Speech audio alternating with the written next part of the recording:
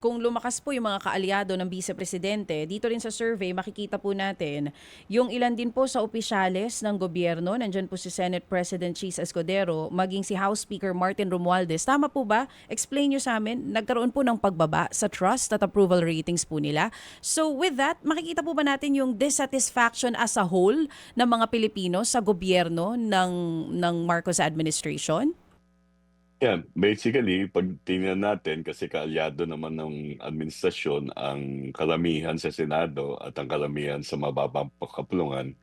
'Pag tiningnan natin na mababa ang approval at trust rating ng namumuno sa Senado, namumuno ng mababang kapulungan, ang ibig sabihin nito sa pangkalahatan ng pambansang administrasyon ay hindi nasisiyahan ang karamihan ng mga Pilipino.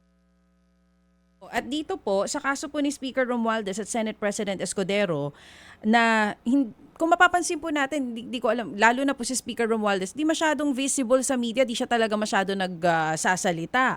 Gaano kalaki po yung epekto nung, halimbawa, visibility naman at messaging sa ratings nila? Or wala po masyadong epekto talaga yon? Ang malaking factor ay yung nangyaring pag-aresto dito po sa Well, dating Pangulong Duterte.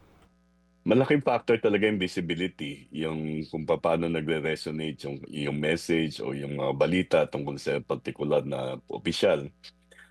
Pangkaraniwan naman, DJ Chacha, yung speaker ng mababang kapulungan o yung kapulungan ng mga kinatawan ay kadalasan mababa ang approval niyan, eh. Kasi yung kinatawan na yan ay kinatawan lamang ng isang distrito. So, ibig sabihin hindi pambansa ang kanyang constituency. Oo, oo. Kung kaya't hindi siya talaga kakilala ng karamihan 'no. Ang kakaiba lang rito ay mas malaki ang disapproval at distrust kay House Speaker Martin Romualdez.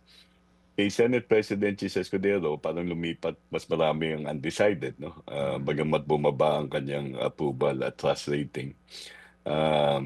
Maaaring pinananagot rin sila sa mga kaganapan dahil Mm. may ang kaalaman ng karamihan ay kaalyado sila ng ehekutibo at bahagi ng pambansang administrasyon. Oo. So, another thing, yung pong common denominator po ni PBBM, ni Senate President Chis Escudero, tsaka ni SP Romualdez, sa pagbaba po pare-pareho ng rating silang tatlo, kasama din po ba dito collective failure dahil nga ang gustong tugunan ng mga tao, inflation, tas sabay nangyari yung pag-aresto sa dating Pangulo? May ano po ba yon? May factor po ba yon?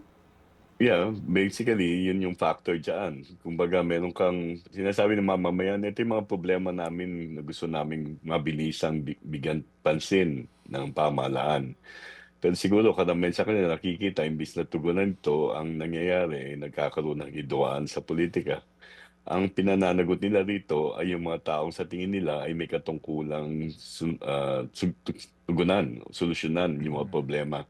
Kes kes Kaysa sila ay focus sa mga usaping pampulitika na hindi naman talaga gano'n kaimportante o kahalaga para sa mga karamihan ng mamamayan.